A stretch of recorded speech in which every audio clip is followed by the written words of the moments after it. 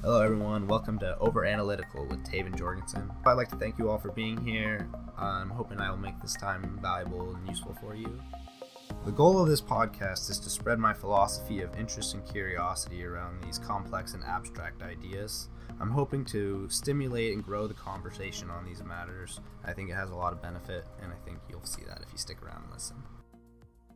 Alright, hello everyone, welcome back to Over Analytical with your host Taven Jorgensen. So today is kind of a different theme. I'm usually all about positivity and spreading joy, but Game of Thrones has really broke my heart. And I'm going to go through I was going to do the last episode, but when writing it, I just kind of started doing the entire season because I'm just beyond frustrated with this whole thing. And a lot of you saw my prior Game of Thrones video, which the tone was clearly a lot different. I was really, really excited about the season to come. Really super fanned it up. Even through the first 2 episodes, I was still all about it. Trying to give them an out, giving the writers any excuse possible of like how this could still make sense and exist in the universe of Game of Thrones that I still love and value. But yeah, I don't think it's that anymore. It used to be my favorite TV show ever. I think it's come down off that category, and at this point, like, it might not even be on like my top 10 from how the ending played it out. Like, I don't know. I guess let's just get into it. What happened. I guess I'll just start with episode 1 of season 8. I guess it's spoilers, by the way. So episode 1. It genuinely just sucked. Like they didn't move the plot at all. Like, if you were an avid Game of Thrones fan at all, you knew every single detail in that entire episode without even watching that episode. It just was unnecessary for the most part. Like, almost... It was just, and I expected a setup episode. Like, I knew that's what it was getting into, because like we knew the battle scenes. That's another thing. They least when the episodes were going to be climatic before, and they did a horrible job. So like we all knew the Battle of Winterfell was coming when it did. But I guess aside from that, the episode just kind of seemed like fan service. It's like, oh, we have a million new people watching that aren't caught up on everything else. So here I need to explain to you everything significant that has happened, but leave out all the important parts of it, not related.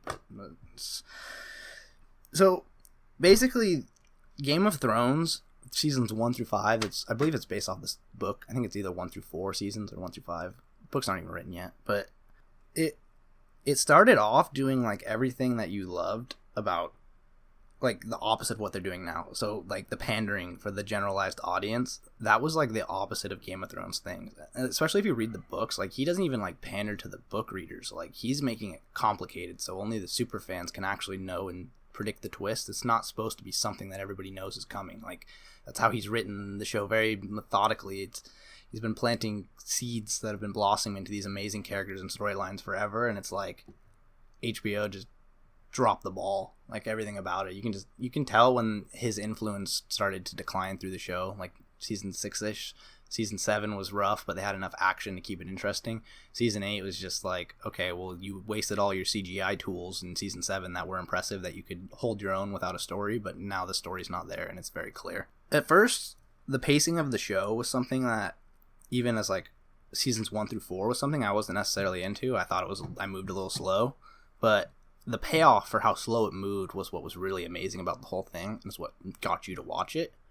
So like, now looking back, like, I really regret having that criticism at the time. Like, I can't believe that I didn't connect. Like, yeah, all this payoff is necessary for this. And then I got kind of what more or less I would have wanted before, with a rush season, with all the details and all the battles and everything, the fun part. But it's just, no, this is horrific. It's just like chaos for no reason without structural writing. Alright, so I guess we'll go on to episode 2, because episode 1, there's really nothing happen. Like, yeah, we knew everything. You just reset up what the trailer was supposed to do for the episode, but whatever. So episode 2 was good. I think it might have been the best episode of the show this season. It still wasn't great, though. There was good conversations, and they built suspicion really well. Like, there's a lot of good stuff that happened with, like, the characters interacting with each other for the first time again, and like, you got the more fleshed out version of that wasn't the pandering crap in the first episode, in the second episode. So I enjoyed that part of it. I guess that's all I really have to say. I really don't have a whole lot of criticism for it. Episode 2 is, I don't know, it was Game of Thrones-esque, and the writing of it and like the character dialect, it seemed like it fit and it made sense, and like it gave me hope again after the first episode. It gave me hope that maybe they got something here. And then we get to episode 3. And my god, was that horrible.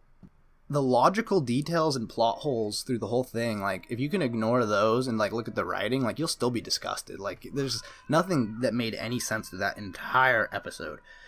Like, the Dothraki in the beginning being murdered, like, why? Like, why did you send them outside into a horde that was, like, knowingly overwhelming, or you couldn't see, like, why are you using light cavalry on the front lines? Like, anybody who's ever played, like, a military strategy game of any kind knows that, like, light cavalry is only good when supported by, like, a heavy artillery or a heavy thing. Like, they hang out on the sides and pick off the weak guys. They don't, like, charge the battle. Like, I know that's what the Dothraki do in open field, and they're supposed to be the greatest, but what was the plan? Like, we knew the size of the horde. We knew that it was, like, a doomsday that was like, why did we start on the attack? Like, we knew this was a defensive battle. It was hold Winterfell. It was keep Bran safe, get the Night King Lord, and yet we engaged on the attack on the front lines in the beginning.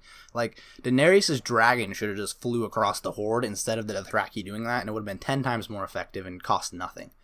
So I guess we'll just keep it on the battle theme. So why is the artillery outside the walls? Like, so you can shoot 3 shots and then just call it good? Like, yeah, leave us, screw it, we don't need it anymore. Like, maybe let's put that inside the wall and guard it more specifically, and you could get more utilization out of it. Maybe even fire a shot or two at the Night King on the dragon, help out the other support. Like, and they used the barricades, right? And they lit the barricades on fire, which makes sense.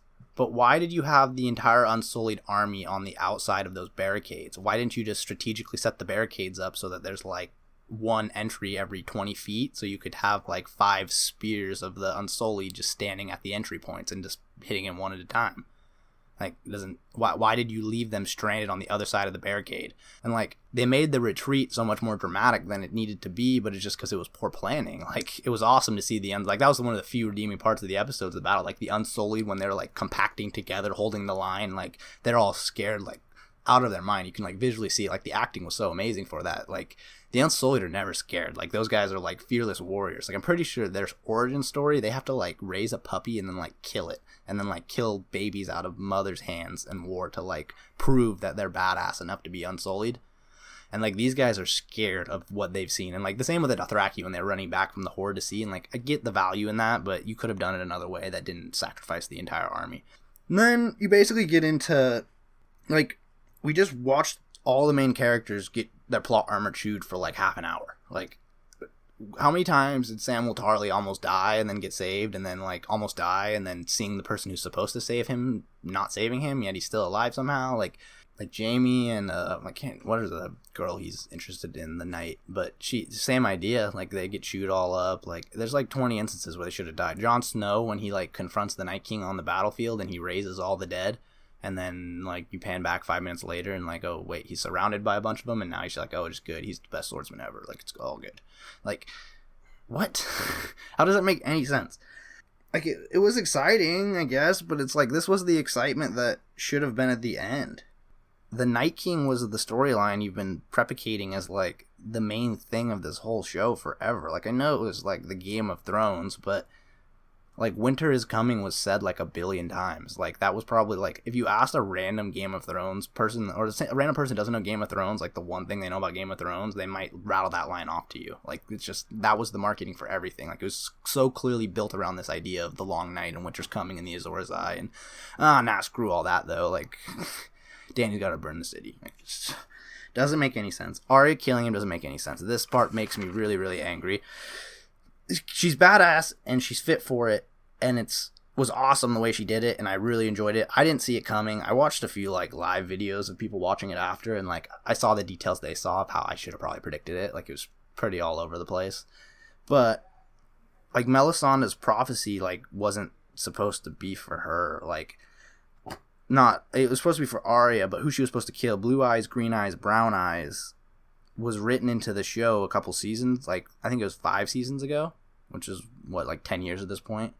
Yet, the show producers, like, HBO guys, came forward, like, 2 years ago, 3 years ago, saying they didn't know who was going to kill the Night King yet, or how it was going to play out. So, they just cherry-picked a random bit of the prophecy with the Blue Eyes part, and gave it to Arya to fit it and make sense. Think, oh yeah, like, the prophecy always predicted her blue eyes. No, they just shooed that in to make you feel like they were clever, but they weren't. and they admit, like, they didn't even cover up the fact that they weren't clever very well. Like, these guys are just such jokes. Like the HBO, whoever the executives, whoever the guys at the top of this is just like, they should not be making this television show, and it's just sad. It should have been Bran or Jon or Azor Ahai, or like, it should have been a deeper prophecy to wrap up that storyline. Like, I've heard a few fan fiction versions of it that are like just so much better, where there's connections between Bran and the Night King in a way where they make a deal, or it's just like there's so many other outlets for dealing with that could have been more effective. But and also, isn't there dragon glass in the Night King's heart? So the spot where she stabbed him should have been immune, hypothetically. Like, that doesn't make any sense. Or was like that the weak spot on him? Like, how did... I don't know. But all of it really means, though, is that the Night King was ultimately a background character, and they wasted about 60 hours of your life following the background character to live out of nothingness. Like, all the development, all the foreshadowing, all the three-eyed raven looking into visions into the past, all that was for nothing. Like, and that just really bums me out. That was my favorite part of the whole thing. The Long Night, I wanted to predicate it in some sort of time loop. I wanted them to show you how this cycle begins and passes over again. Like, a version of the story I heard that I thought was kind of interesting was, because they always say the line, the North remembers, but they never really clarify what the North is remembering. And, like, in the show, Craster's the only one that gives babies to the White Walkers. So there was a theory that maybe when Craster died, that's what started the ascent of the White Walkers down, because all they really wanted was to exist and grow their population. But they need human babies to reproduce because they can't do it themselves. So what the North was never supposed to forget, or what they remember, is the deal between the White Walkers and the humans. And that's what that little spirally symbol is supposed to represent. It's supposed to be like a hand, like, or hypothetically, it's supposed to be like a hand, like reaching in the middle and like shaking. It's like they'll go north and live off their own journey, and we just give them a few kids every once in a while, and we all live peacefully. But the North forgot, apparently. But that made much more sense to me than what they actually wrote into the show. Like, they just didn't tie it up at all. I guess one highlight of this episode, I will say, one thing they did go full circle with that I really did appreciate was Theon's storyline. Everybody's been kind of given a lot of credit, but his character arc really was fully complete, and really, especially in the next episode when you saw, like, after he lays down his life for Bran, and the last thing, he gets his final goodbye with Bran, his apology, because you remember in the first season when he betrayed, or maybe the second season when he betrayed the Starks and actually tried to burn Bran and Rickon. Well, it was cool to see him come full way, and like when he told his sister in like the last episode that he wanted to go fight for Winterfell because he's a Stark in his heart, and like that was cool. And then when in the next episode when they're burning the bodies and you see Sansa walk up to him, because she was always so angry with him too, like all the Starks were so resentful and angry over what he did, but you see her lay the Stark pin in his like shirt to like symbolize like his full character arc is complete. Like, he finally found his identity with who he was. He was a Stark the whole time. And like, I always like his whole character arc was built around this uncertainty of who he should have loyalty to. Should he have loyalty to his father, even though he hated him and all the stuff that happened, or should he be loyal to the Starks, who he was a prisoner of war for his whole childhood? Like, he had a very complicated psyche to work out, and watching him work it out in the way he did, and all the stuff he went through with Ramsay, and which was kind of redeeming after what he tried to do to Winterfell, but then it's like you feel bad for him. Like, that character, like the emotions around him was one of my favorite. Like, it was such a roller coaster, and they did it so well. Jaime was a character who they were doing in a similar way, but I'll get into it later how they screwed that up. And this is also the big problem. I think this is the ultimate problem with the entire kind of, we'll call it the season, maybe the whole show, is whose idea was it to write off the Night King in episode 3 of the final season? Like, regardless of like whether your story is great or not, or whether you wrote him off in a good way, you're putting a real boom in the middle of the season and a real peak that's kind of more or less unreachable, I think. Like, I don't think you can top that. Like, I don't think there's any way they could have laid out the Cersei Daenerys scenario that would have made it a bigger deal than the Night King being killed by Arya. Like, you should have switched the order of events somehow. Like, obviously the plot of it didn't make any sense. You'd have to have rewritten it a longer ways back, but they created an uphill battle for themselves for the next 3 episodes after they had such a peak so early. So then I get into episode 4, and this is when you kind of start seeing Varys get a little questionable, and he turns into an idiot, apparently. He was, like, the best person at treason ever, and, like, always was one step ahead of everybody in the show, but not anymore. He's an idiot now. And he just, like, blindly just commits treason in front of Daenerys and Jon and everybody loyal to her, and just, like, literally kind of pretty much kills himself and doesn't even, like, try to fight it or do anything. And it kind of reminded me of, like, the last season when you saw Littlefinger go, because Littlefinger and Varys were kind of a very similar character, like, both people who were in positions of power but didn't appear to be in positions of power, and they were always the most intelligent. You always saw, like, the witty scenes of them going back and forth. There's even one where they're, like, looking at the throne, and we're talking about the idea of one of them sitting on it or how it would play out, and it's kind of like this 4D, like, intellectual chess game they're going back and forth with. Like, it was made very clear that the two of them are, like, the two most intelligent card players in the entire show. And they both had just such unsatisfying deaths for, like, who they were. And then you get into the 4th episode, it goes real downhill from there, because Daenerys just forgets about the Iron Fleet, the biggest naval fleet on the planet, that probably the last one left, really, at this point. They've killed everybody else off. So there's literally one fleet of Navy left she has to remember, and she's reminded of this in the episode before this event happens by Jon. But yeah, whatever. Also, and this is besides the point, but she specifically remembered Gendry's name, like a random bastard from, like, the armory that she would have never been to. Like, I know he's a significant character, but she has a very strong memory. It's been made very clear. For her to just forget the Iron Fleet was a bit ridiculous. And then, to add to the ridiculousness of it, Euron apparently can no-scope a dragon twice in a row from 500 feet away, because how else are you going to make the fight between Cersei and Daenerys even at this point? It just doesn't make any sense. And then you see how helpless she is trying to fight back with all the artillery and stuff pointed at her. Like, she's just running in circles, just trying not to die. But it doesn't carry through to the next episode. In the next episode, she doesn't matter at all. She just does whatever she wants. And then you get, like, this awesome scene of Cersei on the wall of King's Landing, like, talking to Tyrion and Daenerys. So there's a billion problems with this scene. So the first problem, remember the part where Cersei is about to kill Tyrion and have him archer to death, and she stops at the last second? Well, that doesn't make any sense, because she sent an assassin to kill Tyrion and Jaime. She loves Jaime. She sent him to kill both of them, like, 2 episodes ago. So she doesn't want to murder anymore. Like, if anybody was just like, okay, I'm going to lose anyways, but at least Tyrion's going down with me, it'd probably be Cersei. And just didn't. That doesn't make any sense. If you were really actually fighting a war with somebody who was going to kill you and burn down your entire city, or you were concerned about it, and you have her with, like, 20 soldiers in the front of your city, surrounded by your entire army, and you don't do something about it, like, what?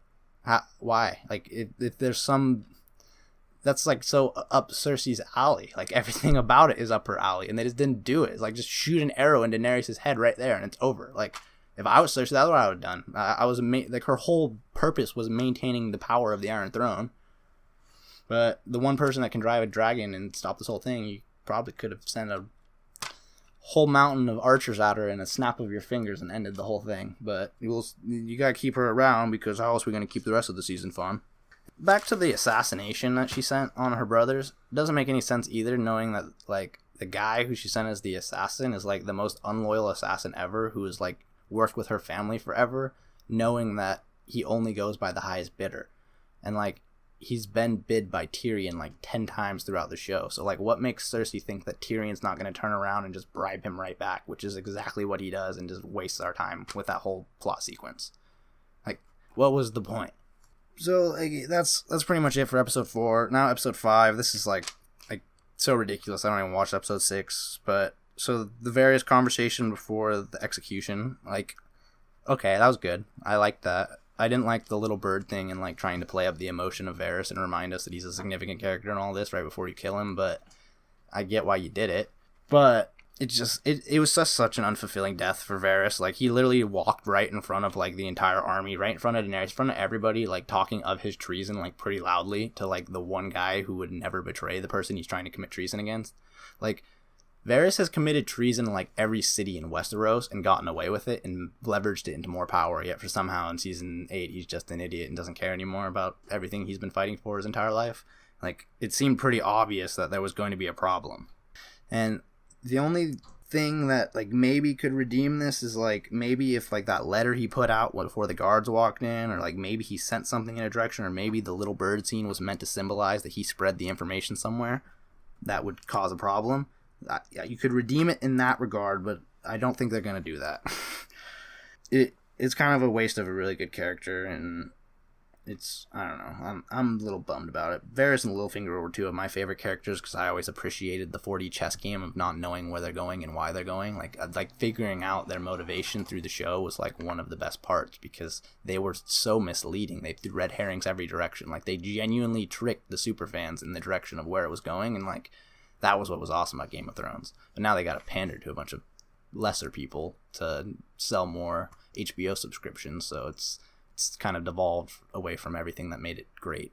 And then so we get into more plot holes and just ridiculous stuff. So remember Euron, the sniper who no-scoped the dragon 2 times in a row from 500 feet? Well, now he can't hit one dragon he doesn't think that she's going to nosedive from above the clouds, even though they hear the dragon in the clouds. They don't change. Like, even when you, like, notice the scene when she's nosediving to, like, go burn all the Iron Fleet, and she does it in, like, 20 seconds, which is weird, because remember how I told you how helpless she was like, 2 days before? But no, now she's all awesome again and badass because she's angry, and that makes a difference, and now all the guns miss.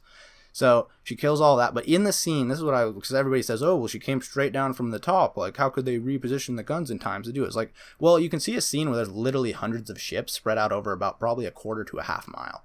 You're telling me that not one of those ships could have turned around and aimed at the middle of the crowd and shot a few shots and done something to even just push her out? Like, it was craziness. And then you see Euron get burned and have to jump off the ship again. We get the typical cliche, oh, just jump out of dragonfire. It's not like it's like 1,000 degrees and would melt your skin or boil the water you're jumping into. But yeah, plot armor's pretty thick, huh? It must be like cooling too.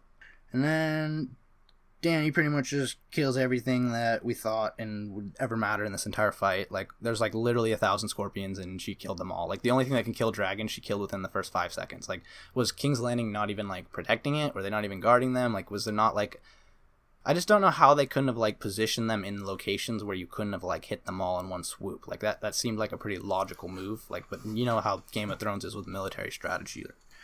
Just insanity. And the Gold Company was pointless. That was just the stupid waste of our time the entire time. Like, why did you even bring them over? Why even talk about them? This was like an hour of wasted time referencing the idea that you need mercenaries when they're just going to be burned alive in 20 seconds. So that was really stupid. I'm fine with stuff being stupid and insignificant, but like, it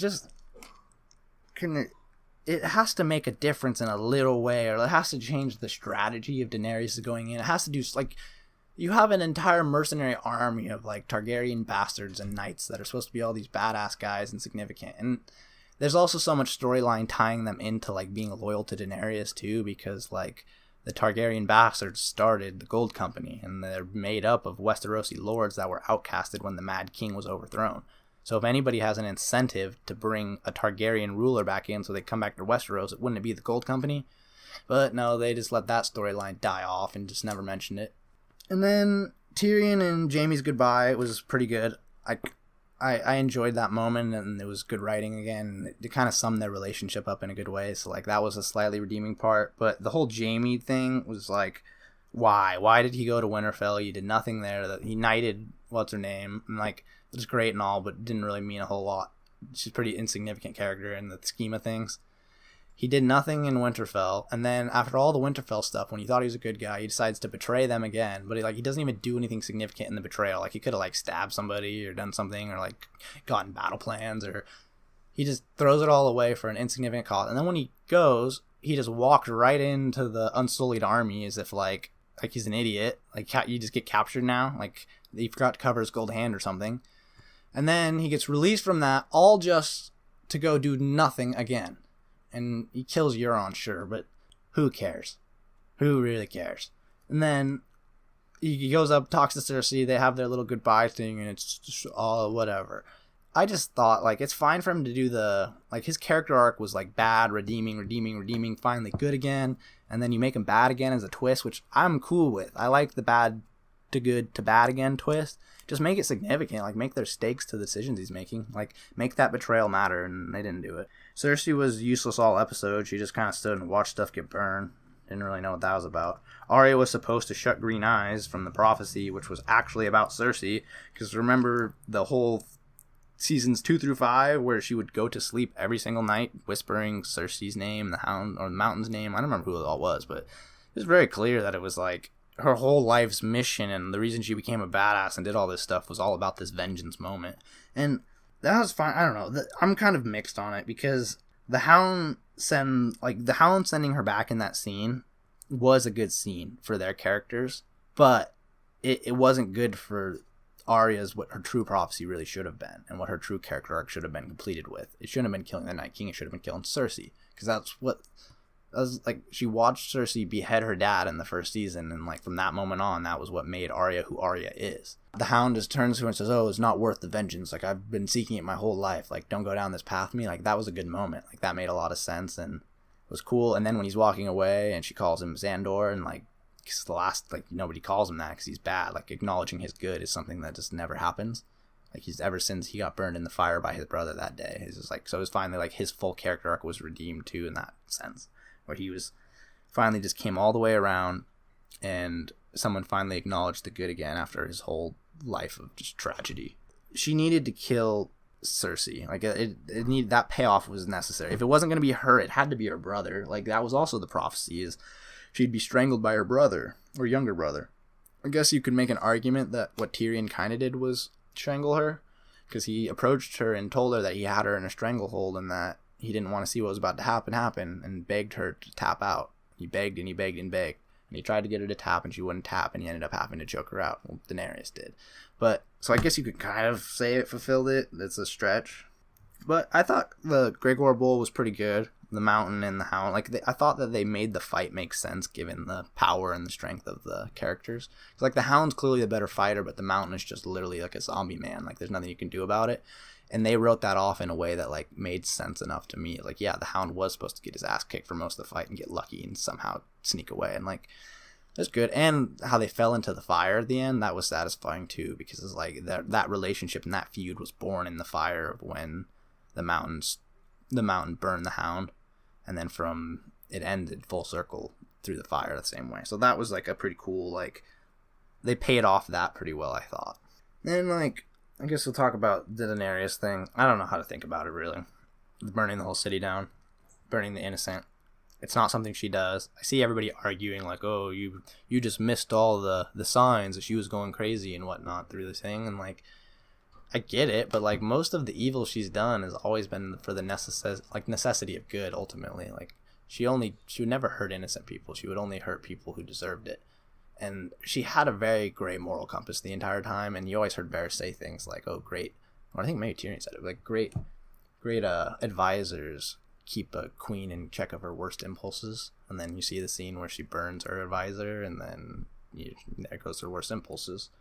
I don't know, it was interesting to me, like, the idea of Daenerys being the bad guy after everything I thought was a cool idea, but I think they needed another story to really write it up and into it. Like, I get why she felt place, and I get the hopelessness of the bells, and it just didn't feel like she wanted it to feel after everything, but it didn't feel right. It didn't feel like it was her. Like, the show wanted to go one way, but the actor seemed like she wanted to go the other way. Like, there wasn't enough evil represented in her to, like, make me really believe that she would actually do that. And I think that was a problem with it being rushed, really, is I think if you had more time to lay the seeds of that foundation and that doubt, like really Varys' betrayal was done in about 10 minutes, but it probably should have been a season on its own. Like, how big that should have been and how that all played out. And, like, you kind of got a little bit of it, like, when he was talking to the little bird about, oh, she's not eating, because, like, implying that maybe he was trying to poison her, which is kind of interesting. And if she got wind of that, it'd make sense she'd react so rationally, but they don't really, like, mention that. Because if she found out one of her closest advisors was trying to poison her, or maybe someone else was on cahoots, I could see how this, like, hopeless feeling, like, I just have to burn everything, like, would go. But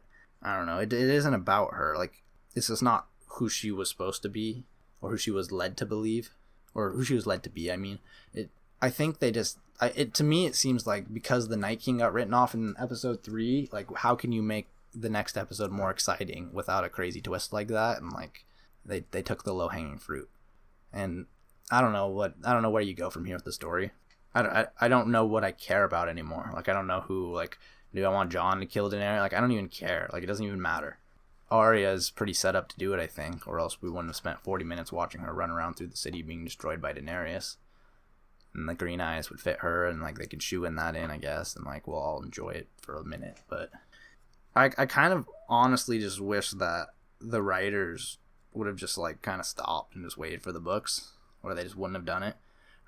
Maybe writers in the future will pick up the later books and just cut and splice the seasons 6 through 8 out and just redo it their whole own way with new actors or something that look similar. I don't know. It seems like they fell really short on this without George R. R. Martin's help, and it seems really clear that that's what it was.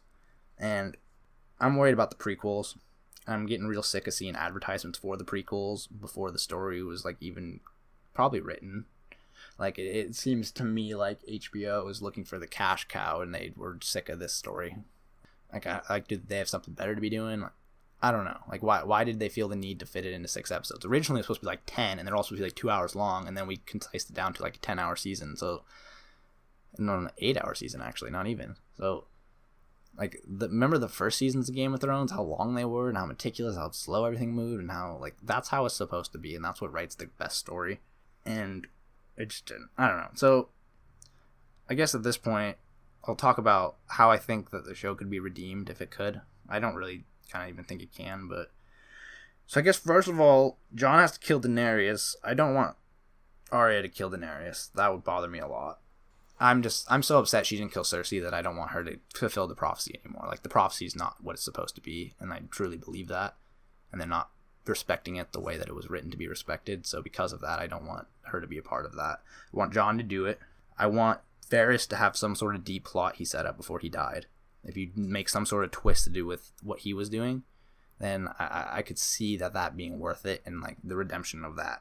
The faceless man, like, and the Azor Ahai and all that stuff, like how, like, there was just so much led into the mysterious, like, nature of like the world of Game of Thrones and like the magic and the prophecy and that, and they just didn't play any homage to it at all.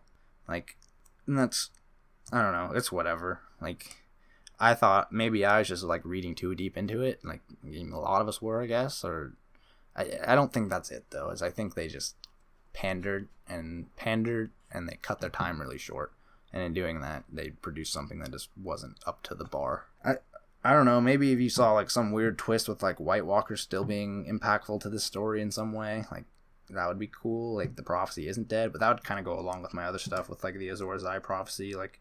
I don't know. It just sucks. Like, it just really sucks. Like, I feel like I've wasted so much time on something that just really wasn't worth it. And like, it really was my favorite TV show ever. Like I really, like, I almost would objectively say it was the greatest TV show ever based on the first 5 seasons and how well it was written. Like, the story that he's telling is one of the best ever. Like, this is like the modern day Shakespeare in action, and you're watching a big corporation screw it up. And I guess, like, I'll just leave it there for now. Like, I'm really just, like, bummed. Like, really bummed about this.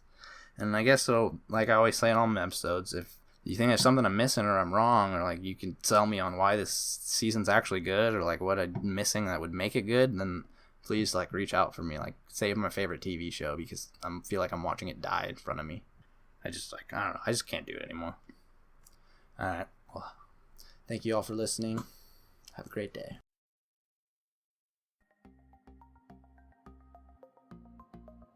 You just listened to the Analytical podcast, where all opinions are subject to change when presented with better or more adequate